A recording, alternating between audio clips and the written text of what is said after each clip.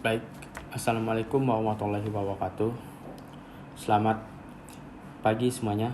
Perkenalkan, saya Irlianta Rizkiawan dan teman saya Muhammad Anif Mustaqim. Pada kesempatan kali ini, kami akan mempresentasikan hasil analisis data sains kami untuk ujian tengah semester dengan judul Analisis Performa Website dari Data Menjadi Insight Bisnis. Di era digital, kecepatan adalah segalanya. Proyek ini bertujuan untuk membongkar data performa website, mencari tahu kenapa sebuah website bisa lambat dan memberikan solusi berbasis data, bukan asumsi. Kita masuk ke tahap pertama, data understanding. Dataset yang kami gunakan terdiri dari 734 baris data dengan 9 kolom variabel utama seperti URL, kategori, access, like time, response time, dan lain sebagainya. Masalah awal yang kami temukan saat eksplorasi data adalah adanya data yang tidak bersih, yaitu missing value. Yang paling krusial adalah outlier atau data pencilan yang bisa merusak akurasi analisis kita nanti.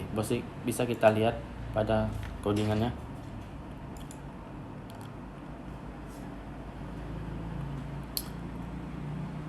Pada saat kita melihat cek missing value, terdapat missing value di kolom kategori. Selanjutnya, kita memulai pada tahap eksplorasi data analisis atau EDA.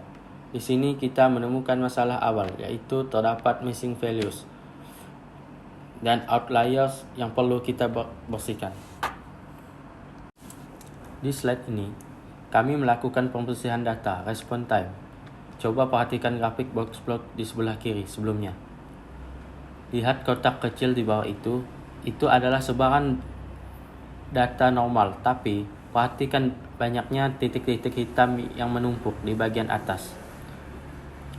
Itu adalah data ekstrim atau outliers. Totalnya ada 72 outliers atau sekitar 9,8% dari total data. Jika data ini dibiarkan, rata-rata analisis kita akan kacau karena tertarik ke atas oleh nilai ekstrim ini. Oleh karena itu, kami menggunakan metode EKR capping. Hasilnya bisa dilihat dari grafik sebelah kanan atau grafik sesudah. Titik-titik hitamnya hilang karena nilainya sudah kami batasi di ambang batas wajar sehingga datanya siap dianalisis. Bisa kita lihat waktu proses kami dalam menangani outliers tersebut.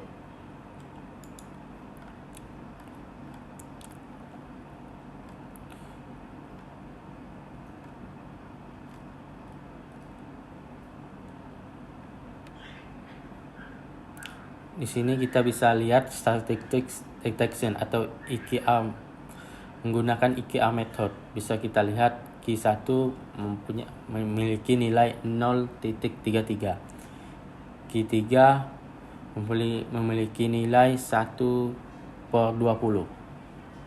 Bisa kita lihat jumlah outliernya 9/81.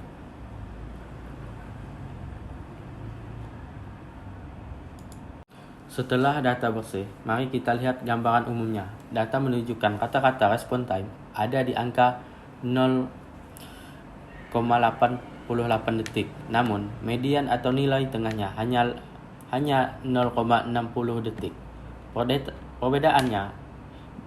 Perbedaan ini dari mean ke median memberi petunjuk awal bahwa data kita tidak simetris, melainkan miring ke arah nilai yang lebih besar atau lambat. Sementara itu, rata-rata load times keseluruhannya adalah 1,78 per detik. Di analisis distribusi, selanjutnya mari kita lihat bentuk distribusi data melalui histogram.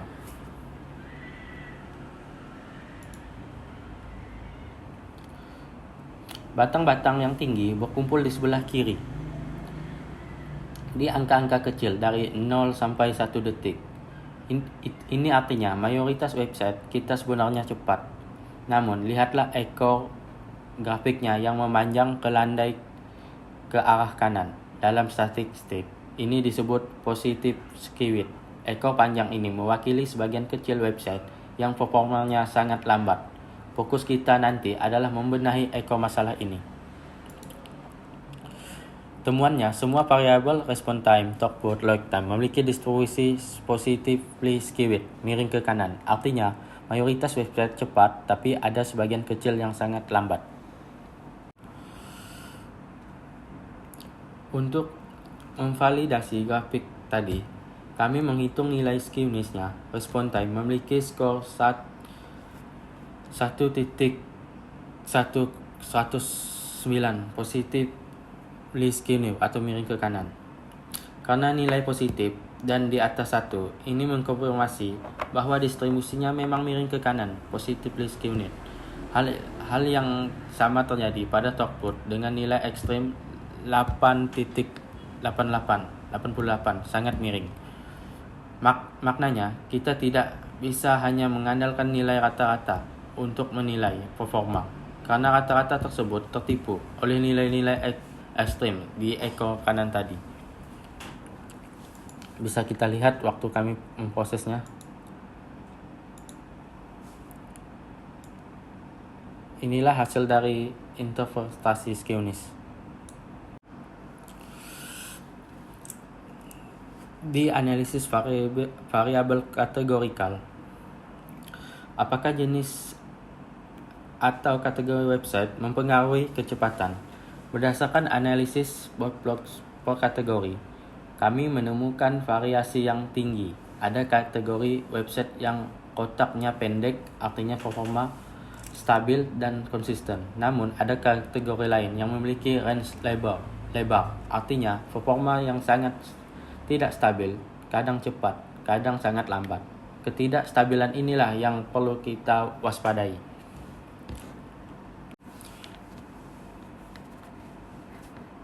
Sekarang kita masuk ke analisis hubungan antar variabel. Perhatikan heatmap korelasi ini. Kotak-kotak ini menunjukkan seberapa kuat hubungan antar variabel. Sekarang kita masuk. Bisa kita lihat warna merah gelap yang menunjukkan angka 1000 atau 1.0. Artinya hubungan sempurna variabel itu sendiri. Di baris biru muda atau abu-abu, itu artinya hubungannya lemah. Fokus pada kotak pertemuan antara access dan load time. Angkanya adalah 0,133. Angka ini sangat kecil, mendekati 0, dan warnanya pudar. Artinya, di dataset ini, ukuran file access ternyata tidak memiliki hubungan yang sangat kuat dengan waktu loading. Ini mematahkan asumsi bahwa file besar pasti bikin lemot. Pada tahap ini, kami melakukan namanya uji hipotesis atau t-test. Untuk membuktikan secara statistik, kami melakukan uji t-test membandingkan dua variabel atau dua website, yaitu website A yaitu 321chat.com dengan min 1,63 detik. Website B yaitu sportello.com.ng dengan mean 0,43 per detik. Meskipun rata-rata terlihat berbeda, hasil uji statistik menunjukkan p-value sebesar 0.230 karena 0.230 lebih dari 0,05 standar alfa. Maka kesimpulannya, terima HO. Artinya, perbedaan performa kedua website tersebut tidak signifikan secara statistik. Perbedaan yang terlihat mungkin hanya kebetulan variasi data saja. Bisa kita lihat di hasil codingannya. Terdapat 3 pasang variabel dengan korelasi tertinggi, yaitu antara response time dan talkboard, file size dan load time, dan juga antara file size dan talkboard.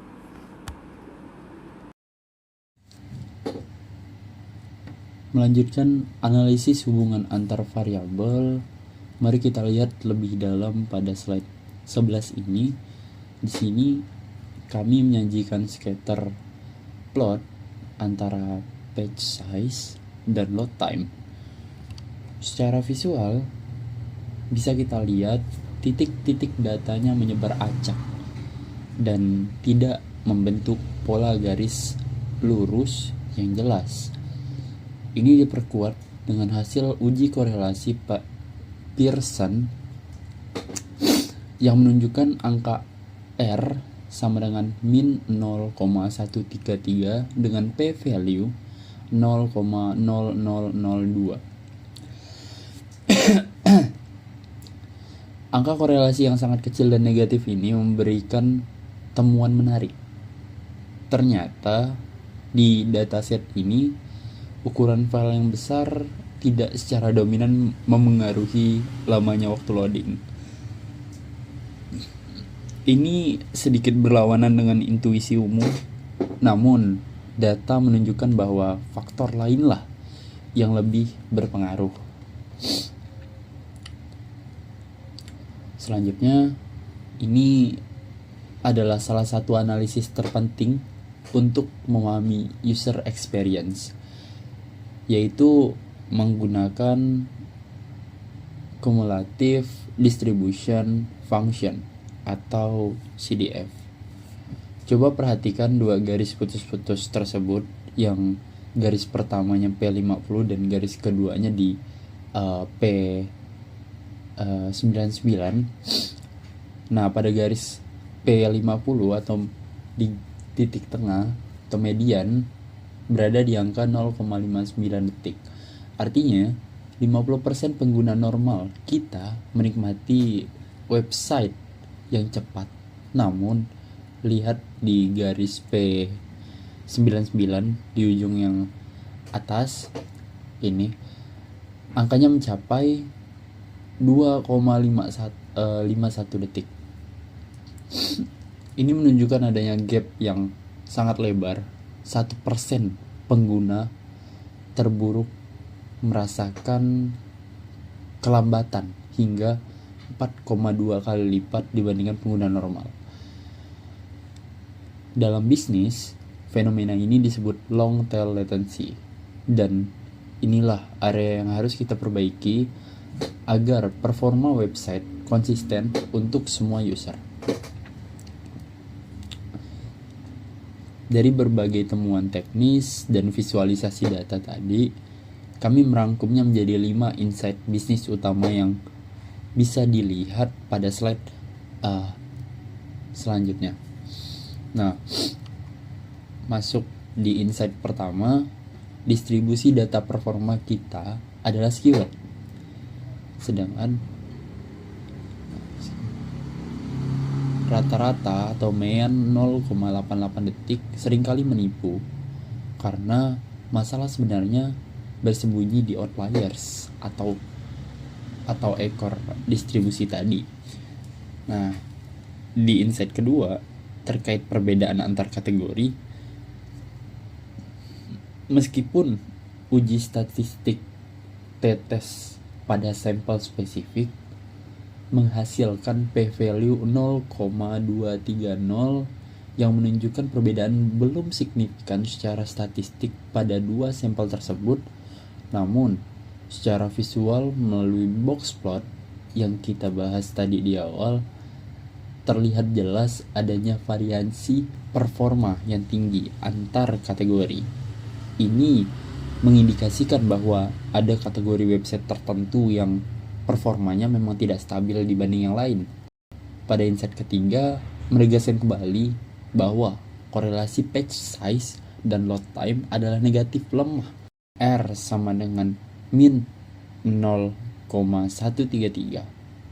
Implikasi bisnisnya adalah kita tidak perlu menghabiskan sumber daya berlebih untuk sekedar mengompres gambar, karena itu bukan akar masalahnya. Di insight keempat, kami mendeteksi adanya 72 outliers atau sekitar 9,8% dari total data, yang dimana ini adalah angka yang cukup besar. Outliers ini merepresentasikan user yang mengalami kegagalan performa ekstrim, yang dimana bisa disebabkan oleh masalah jaringan atau server overload. Nah, pada insight kelima, performa website ini dipengaruhi oleh faktor multivarian. Salah satu temuan kuncinya adalah korelasi negatif antara throughput dan respon time, R sama dengan min 0,183. Hal ini mengisyaratkan bahwa stabilitas server saat menangani banyak request memiliki peran penting dalam menjaga respon time tetap rendah. Optimasi tidak bisa dilakukan parsial, tapi harus holistik di sisi infrastruktur. Kami mengajukan 3 rekomendasi strategis untuk perbaikan ke depannya. Yang pertama, fokus pada optimasi server side atau backend, karena data membuktikan bahwa ukuran file memiliki korelasi yang sangat lemah dengan waktu loading. Maka kami menyarankan untuk mengalihkan prioritas. Jangan habiskan waktu untuk mengecilkan ukuran aset visual. Sebaliknya, implementasikan server-side caching seperti Redis atau Memcache dan lakukan optimasi queries database. Langkah ini akan memberikan dampak penurunan respon time yang jauh lebih signifikan. Rekomendasi kami yang kedua, terapkan monitoring berbasis P99. Berhenti menggunakan rata-rata sebagai performa utama, karena rata-rata menyembunyikan masalah yang dialami user ekstrim. Mulai sekarang, gunakan metrik P99. Pasang sistem peringatan atau alert jika nilai P99 melebihi 2,5 detik. Dengan ini, tim teknis bisa mendeteksi masalah lebih dini sebelum banyak user yang komplain. Rekomendasi kami yang terakhir, penanganan khusus outlier. Karena kami menemukan 72 outliers tadi atau 72 kejadian ekstrim dan kategori spesifik yang performanya buruk, kami melakukan investigasi teknis mendalam khusus pada URL atau kategori yang menjadi outlier ini. Kita perlu tahu apakah penyebabnya adalah kode program yang tidak efisien di halaman tersebut atau masalah spesifik pada server untuk kemudian diperbaiki. Habis sudah rekomendasi tersebut, maka sampailah kita ke bagian penutup. Sebagai penutup, analisis data science ini membuktikan bahwa intuisi bisnis tidak selamanya tepat. Data telah menunjukkan kepada kita bahwa ukuran file bukanlah musuh utama, melainkan stabilitas server dan penanganan long tail latency adalah kunci sebenarnya. Dengan menerapkan rekomendasi berbasis data ini, kita dapat meningkatkan user experience secara lebih efektif dan efisien. Maka sekian presentasi dari kami. Terima kasih atas perhatiannya. Wassalamualaikum warahmatullahi wabarakatuh.